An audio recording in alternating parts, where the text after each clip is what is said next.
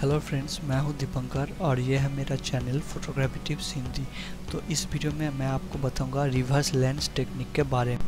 तो आप ये वीडियो पूरा देखते रहिए और मैं इस वीडियो में आपको बताऊंगा एक रिवर्स लेंस एडाप्टर को यूज़ करके आप अपना किट लेंस या स्टैंडर्ड प्राइम लेंस को कैसे एक मैक्रो लेंस में कन्वर्ट कर सकते हैं, और मैं उसके बाद फ़ोटो खींच के आपको सैम्पल जो रिज़ल्ट आएगा वो भी दिखाऊँगा। तो दोस्तों, ये है एक रिवर्स लेंस एडाप्टर और बेसिकली आप यहाँ पे देख सकते हैं कि ये एक मेटल का रिंग है जिसका प्राइस करीब 200 से 300 रुपीज़ है। और इस रिंग के मदद से और इस एडाप्टर के मदद से आप अपना स्टैंडर्ड प्राइम लेंस को और अपना किट लेंस को यानी कि 18-55 लेंस को एक मैक्रो लेंस में कन्वर्ट कर सकते हैं। तो basically professional photographers macro photography के लिए एक्सपेंसिव मैक्रो लेंस यूज़ करता है, तो उसका प्राइस बहुत ही ज़्यादा होता है। पर इस रिवर्स लेंस एडाप्टर के मदद से आप बजट में मैक्रो फोटोग्राफी कर सकते हैं, और अगर आप ठीक ठाक से ये यूज़ करते हैं तो आपका रिज़ल्ट एक एक्सपेंसिव मैक्रो लेंस की तरह ही आएगा। और इसके सिवा आप अगर बजट में मैक्रो फोटोग्राफी करना चाहते हैं तो आप एक्सटेंशन ट्यूब और चीप मैक्रो फ़िल्टर भी यूज़ कर सकते हैं। तो फ़िलहाल के लिए इस वीडियो में मैं आपको रिवर्स लेंस टेक्निक के बारे में बताऊंगा। तो दोस्तों, बेसिकली होता क्या है, जब आप अपना DSLR के साथ लेंस को उल्टा करके लगा रहे हैं तो इसका जो एक्चुअल फोकल लेंथ है वो चेंज हो जाता है। सेंसर के साथ जो लेंस एलिमेंट का डिस्टेंस है वो बढ़ जाता है और आप सब्जेक्ट के ज़्यादा नज़दीक जा सकते हैं और इसीलिए आपको बेटर मैग्नीफिकेशन वाला इमेज आपको मिलता है। तो दोस्तों, हालांकि आप इसको यूज़ करके बजट में मैक्रो फोटोग्राफी कर सकते हैं, मगर इसको यूज़ करना उतना आसान नहीं है। मगर आपको फ़िक्र करने की कोई ज़रूरत नहीं, क्योंकि मैं जो बताऊंगा अगर आप उसको ठीक से फॉलो करते हैं तो आप इसको यूज़ करके बढ़िया मैक्रो फोटोग्राफी कर सकते हैं। तो पहले दोस्तों देखते हैं कि ये एडाप्टर कैसे ख़रीदते हैं। तो ये एडाप्टर ख़रीदने से पहले आपको जो चीज़ ध्यान में रखना चाहिए, जो पहला चीज़ है वो है आपका कैमरा का माउंट, यानी कि आप कौन सा कंपनी का कैमरा यूज़ कर रहे हैं, नाइकॉन का या कैनन का या सोनी का। और जो दूसरा चीज़ आपको ध्यान में रखना चाहिए वो है आप जो लेंस इसके साथ यूज़ करना चाहते हैं उसका फ़िल्टर डायमीटर। जैसे कि यहाँ पे मैं एक नाइकॉन माउंट का lens reverse lens adapter use कर रहा हूँ और मैं इसको यूज़ करूँगा 18-55 लेंस AFS लेंस में और 50mm 1.8D लेंस के साथ। तो जो मेरा ये दोनों लेंस का जो फ़िल्टर डायमीटर है वो दोनों ही 52 मिलीमीटर है, यानी कि ये एक 52 मिलीमीटर का Nikon mount reverse lens adapter है। तो दोस्तों, मैंने कुछ कैनन, नाइकॉन और सोनी का लेंस एडाप्टर का अमेज़न लिंक नीचे डिस्क्रिप्शन में दे दिया है, आप वहां से ख़रीद सकते हैं। मैं यहाँ पे यूज़ कर रहा हूँ नाइकॉन का 50mm 1.8D लेंस और यहाँ पे आप देख सकते हैं कि जो फ़िल्टर डायमीटर है वो 52 मिलीमीटर का है। मैं इस 50mm 1.D लेंस यूज़ कर रहा हूँ क्योंकि इस लेंस में एक मैनुअल एपर्चर रिंग है और आप इस रिंग को घुमा के मैनुअली एपर्चर को कंट्रोल कर सकते हैं। तो ये बहुत ही काम में आता है, क्योंकि अब जब रिवर्स करके लेंस को कैमरा के बॉडी के साथ लगा रहे हैं तो कैमरा के बॉडी के साथ जो लेंस का इलेक्ट्रॉनिक कनेक्शन है वो ब्रेक हो जाता है। तो इसके लिए क्या होता है कि आप कैमरा के बॉडी से एपर्चर को कंट्रोल नहीं कर पाएंगे, तो आपको उस समय ये मैनुअल एपर्चर रिंग बहुत ही काम में आएगा। तो दोस्तों, आप अपना 18-55 लेंस को भी रिवर्स कर सकते हैं, मगर उसका जो डिसएडवांटेज है वो है उसका कोई मैनुअल एपर्चर रिंग नहीं है। तो इसके लिए 18-55 लेंस में आपको जो एपर्चर है वो पहले से ही सेट करके उसके बाद उसको घुमा के लगाना पड़ता है। तो ये एक बड़ा डिसएडवांटेज है 18-55 लेंस को रिवर्स करने का। तो यहाँ पे मैं यूज़ कर रहा हूँ नाइकॉन D7000 और लेंस को रिवर्स करके लगाने का जो एक्चुअल प्रोसेस है वो है पहले जो एडाप्टर है वो पहले आपको कैमरा के बॉडी के साथ लगाए, उसके बाद वो एडाप्टर में अपना जो लेंस यूज़ करना चाहते हैं वो लगाए। तो दोस्तों, लेंस को रिवर्स करने के लगाने के बाद जो कंप्लीट सेटअप है वो कुछ ऐसा दिखने को मिलता है। तो यहाँ पे आपको बहुत सारी चीज़ ध्यान में रखना चाहिए। जो पहला चीज़ है वो है आपका जो कैमरा के बॉडी के साथ लेंस का जो इलेक्ट्रॉनिक कनेक्शन था नहीं है।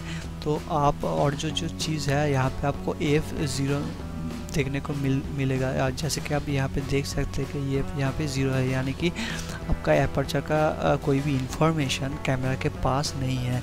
तो आप यहाँ पे एपर्चर रिंग के मदद से ये तो एपर्चर कंट्रोल कर सकते हैं, मगर आप अगर 18-55 लेंस यूज़ कर रहे हैं तो आपको एपर्चर को पहले से सेट करके उसके बाद रिवर्स करके लगाना पड़ेगा। यहाँ पे शटर स्पीड अपना ISO के हिसाब से आपको सेट करना पड़ेगा। और जो यहाँ पे मेन चीज़ है वो है यहाँ पे एपर्चर। तो यहाँ एपर्चर यहाँ पे 50 mm प्राइम लेंस के लिए आपको 5.6 से 8 तक या 10 तक आपको रखनी पड़ेगी।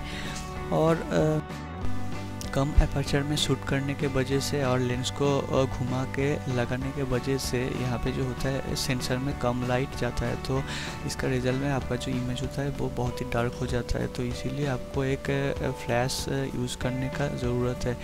तो आप यहाँ पे इंटरनल फ्लैश भी यूज़ कर सकते हैं, और अगर और भी आप बेटर रिज़ल्ट चाहते हैं तो आप एक्सटर्नल फ्लैश भी लगा सकते हैं। तो दोस्तों यहाँ पे जो कंप्लीट सेटिंग है वो आपको मैं एक बार बता देता हूँ। तो यहाँ पे 50 mm लेंस के लिए आपको एपर्चर को 5.6 या 8 या 10 में आपको सेट करना पड़ेगा, और उसके हिसाब से आपको ISO भी ज़्यादा रखना पड़ेगा, करीब 400 से 600 तक, और शटर स्पीड भी ISO के हिसाब से आपको सेट करना पड़ेगा। तो यहाँ पे एक जो मेन प्रॉब्लम होता है वो है फोकस की, क्योंकि कैमरा के साथ लेंस का जो इलेक्ट्रॉनिक कनेक्शन था वो ब्रेक हो चुका है, इसीलिए आपको जो फोकस रिंग है वो अब काम नहीं करेगा। तो इसके लिए आप फोकस करने के टाइम आपको सब्जेक्ट के करीब और दूर जाके आपको फोकस को सेट करना पड़ेगा। तो ये उतना आसान नहीं है, आपको ये ध्यान में करना चाहिए। और आप व्यू फाइंडर से सब्जेक्ट को देख के जब आप देख पाएंगे कि ये सही फोकस हुआ है तो उस समय आपको फ़ोटो को क्लिक करना पड़ेगा। और 18-55 लेंस के लिए आपको एपर्चर वही 4 से करीब 8 तक अगर सेट करते हैं तो आपका फ़ोटो क्वालिटी अच्छा आएगा।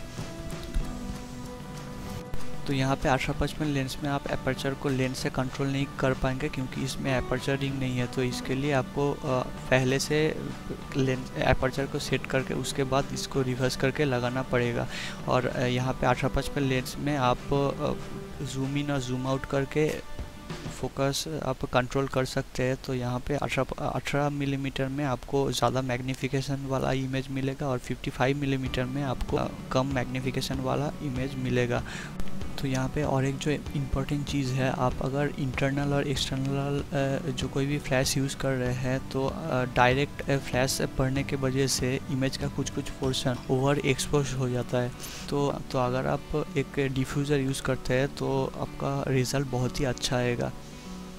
तो चलिए दोस्तों, कुछ तस्वीरें ले लेते हैं और जो रिज़ल्ट आते हैं वो आपको दिखाते हैं।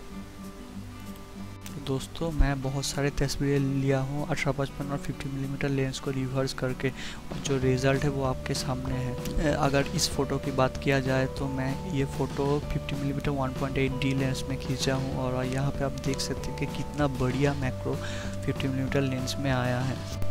तो इसका जो सेटिंग्स था वो मैं आपको बताता हूँ। यहाँ पे मैंने एपर्चर को 8 पे सेट किया था, और जो ISO था वो 600 था, और उसके हिसाब से शटर स्पीड करीब 100 से 200 के अंदर था। और इसके लिए मैंने यूज़ किया इंटरनल फ्लैश।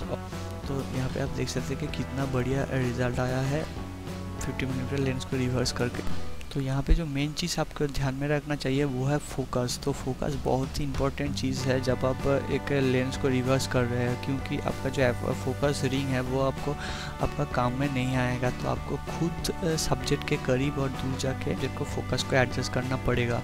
यहाँ इसके लिए आप व्यू फाइंडर से सब्जेक्ट को गौर से देखिए, और सब्जेक्ट के सामने और पीछे जाके कौन सा टाइम में ये सबसे अच्छा फोकस में आ रहा है, तो उस समय आपको ये क्लिक कर देना चाहिए। और थोड़ा सा भी अगर डिस्टेंस का इधर उधर हो गया तो आपको कुछ ऐसा इमेज देखने को मिल जाएगा। तो यहाँ पे फोकस बहुत ही वाइटल चीज़ है। और यहाँ पे जो दूसरा वाइटल चीज़ है वो है एपर्चर को आपको ठीक ठाक से सेट करना पड़ेगा, क्योंकि अगर आप कम एपर्चर नंबर में शूट करते हैं, यानी कि ज़्यादा एपर्चर में शूट कर रहे हैं, तो आपका लाइट ज़्यादा आएगा मगर जो फोकस एरिया है वो बहुत ही कम हो जाएगा। जैसे कि आप यहाँ पे देख सकते हैं इस मैंटिस का फ़ोटो में यहाँ पे मैंने एपर्चर यूज़ किया था 1.8। तो यहाँ पे देख सकते हैं कि जो फोकस एरिया है वो कितना कम है। यहाँ पे उसका सिर्फ मुंह में फोकस हुआ है और बाकी सब जगह ब्लर हो चुका है। अगर आप पूरा बॉडी का तस्वीर लेना चाहते हैं तो आपको एपर्चर नंबर को बढ़ाना पड़ेगा, और अगर आप एपर्चर नंबर को बहुत ही कम कर देते हैं तो यहाँ पे आपको जो सब्जेक्ट है उसका थोड़ा सा जगह में आपको फोकस मिलेगा और बाकी सब जगह ब्लर हो जाएगा। तो दोस्तों, मैं रिवर्स लेंस टेक्निक की मदद से बहुत सारी तस्वीरें खींचा हूँ और आप ये फ़ोटो देखते रहिए और मैं बताता हूँ कि इसका मेन क्या एडवांटेज और डिसएडवांटेज है।